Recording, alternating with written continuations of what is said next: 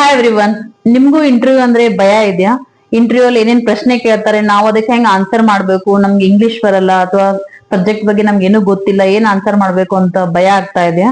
ಅದಕ್ಕೋಸ್ಕರ ನಾನು ಈ ವಿಡಿಯೋ ಮಾಡ್ತಾ ಇರೋದು. ಸಾಮಾನ್ಯವಾಗಿ ಇಂಟರ್ವ್ಯೂ ಅಲ್ಲಿ ಯಾವ ಒಂದು ವಿಷಯಕ್ಕೆ ಸಂಬಂಧಪಟ್ಟಂಗ ಪ್ರಶ್ನೆಗಳನ್ನ ಕೇಳ್ತಾರ ಅಥವಾ ಯಾವ ತರ ಪರೀಕ್ಷೆಗಳನ್ನ ಮಾಡ್ತಾರ ಅನ್ನೋದನ್ನ ಈ ವಿಡಿಯೋದಲ್ಲಿ ನಾ ಹೇಳ್ತಾ ಇದ್ದೀನಿ.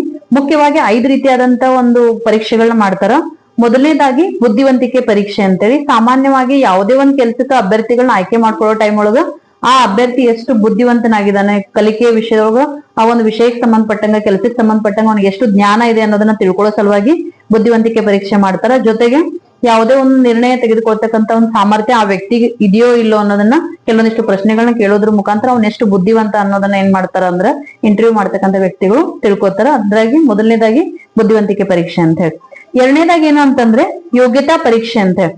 ಯೋಗ್ಯತಾ ಪರೀಕ್ಷೆ ಅಂದ್ರ ನೀವು ಒಬ್ಬ ವ್ಯಕ್ತಿಯನ್ನ ಕೆಲ್ಸಕ್ಕೆ ತಗೋಬೇಕು ಅಂತ ಮಾಲೀಕರು ಅಥವಾ ಇಂಟರ್ವ್ಯೂ ತಗೊಳ್ಳೋಂತವ್ರು ಡಿಸೈಡ್ ಮಾಡ್ಬೇಕು ಅಂದ್ರ ಆ ವ್ಯಕ್ತಿ ಹೊಸದ್ ಯಾವುದೇ ಒಂದು ವಿಷಯ ಬಂದ್ರು ಕೂಡ ಅಥವಾ ಕೆಲಸ ಬಂದ್ರು ಅದನ್ನ ಎಷ್ಟು ಬೇಗ ಕಲ್ಕೊಂಡು ಆ ಕೆಲಸವನ್ನ ಮಾಡ್ತಾನ ಅಂತ ಹೇಳಿ ತಿಳ್ಕೊಳ್ಳೋ ಸಲುವಾಗಿ ಯೋಗ್ಯತಾ ಪರೀಕ್ಷೆಯನ್ನ ಮಾಡ್ತಾರೆ.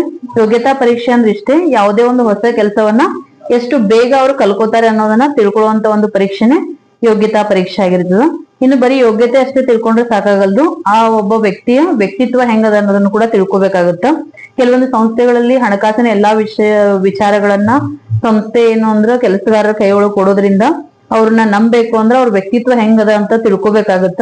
ಅದೇ ರೀತಿ ಏನಂದ್ರೆ ಕೆಲವೊಂದಿಷ್ಟು ಕಾನ್ಫಿಡೆನ್ಶಿಯಲ್ ಮ್ಯಾಟರ್ಸ್ ಇರ್ತಾವ ಸಂಸ್ಥೆ ಒಳಗ, ಅವ್ರು ಇದನ್ನ ರಹಸ್ಯವಾಗಿ ಇಡ್ತಾರೋ ಅಥವಾ ಬೇರೆಯವ್ರಿಗೆ ಅದನ್ನ ಲೀಕ್ ಮಾಡ್ತಾರೋ ಅನ್ನೋದನ್ನ ತಿಳ್ಕೊಳ್ಳೋ ಸಲುವಾಗಿ ಕೂಡ ಏನು ಅಂದ್ರ ಆ ವ್ಯಕ್ತಿಯ ವ್ಯಕ್ತಿತ್ವ ಹೆಂಗದ, ಅವನ ಮನೋಭಾವನೆ ಯಾವ ರೀತಿ ಅದ, ಅಥವಾ ಅವನು ಎಮೋಷನಲ್ ಇದನೋ, ಒಂದು ಸ್ಟ್ರೆಸ್ ಪೊಸಿಷನ್ ಅಥವಾ ಸ್ಟ್ರೆಸ್ ಬಂದಾಗ ಯಾವ ರೀತಿ ಅವ್ರು ರಿಯಾಕ್ಟ್ ಮಾಡ್ತಾರೋ ತಿಳ್ಕೊಳ್ಳೋ ಸಲುವಾಗಿ ಏನ್ ಮಾಡ್ತಾರ ಅಂದ್ರೆ ವ್ಯಕ್ತಿತ್ವ ಪರೀಕ್ಷೆಯನ್ನ ಮಾಡ್ತಾರ.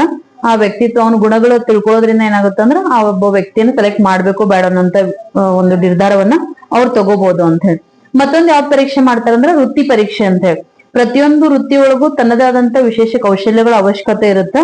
ಇಂಟರ್ವ್ಯೂ ಬಂದಿರತಕ್ಕಂತ ವ್ಯಕ್ತಿಗೆ ಆ ವೃತ್ತಿಗೆ ಸಂಬಂಧಪಟ್ಟಂತ ಒಂದು ಕೌಶಲ್ಯಗಳು ಎಷ್ಟರ ಮಟ್ಟಿಗೆ ಇವೆ ಅಂತ ತಿಳ್ಕೊಳ್ಳೋ ಸಲುವಾಗಿ ಏನ್ ಮಾಡ್ತಾರ ಅಂದ್ರ ವೃತ್ತಿ ಪರೀಕ್ಷೆಯನ್ನ ಕೈಗೊಳ್ತಾರ ಅಂತ ಹೇಳಿ.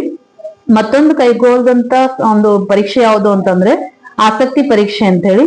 ಈ ಕೆಲಸವನ್ನ ಇಂಟರ್ವ್ಯೂ ಬಂದಂತ ಕೆಲಸವನ್ನ ಹೊರತುಪಡಿಸಿ ಮತ್ತೆ ಬೇರೆ ಬೇರೆ ಯಾವ್ದಾದ್ರು ಕ್ಷೇತ್ರದೊಳಗೆ ಆಸಕ್ತಿ ಇದೆಯೋ ಹೆಂಗ ಅಭ್ಯರ್ಥಿಗೆ ಅನ್ನೋದನ್ನ ತಿಳ್ಕೊಳ್ಳೋ ಸಲುವಾಗಿ ಈ ಒಂದು ಆಸಕ್ತಿ ಪರೀಕ್ಷೆಯನ್ನ ಏನ್ ಮಾಡ್ತಾರ ಅಂದ್ರೆ ಇಂಟರ್ವ್ಯೂ ಅನ್ನ ತಗೊಳ್ಳೋ ಟೈಮ್ ಒಳಗ ಅವರ ಆಸಕ್ತಿ ಕ್ಷೇತ್ರಗಳ ಬಗ್ಗೆ ಕೂಡ ಕೇಳ್ತಾರ.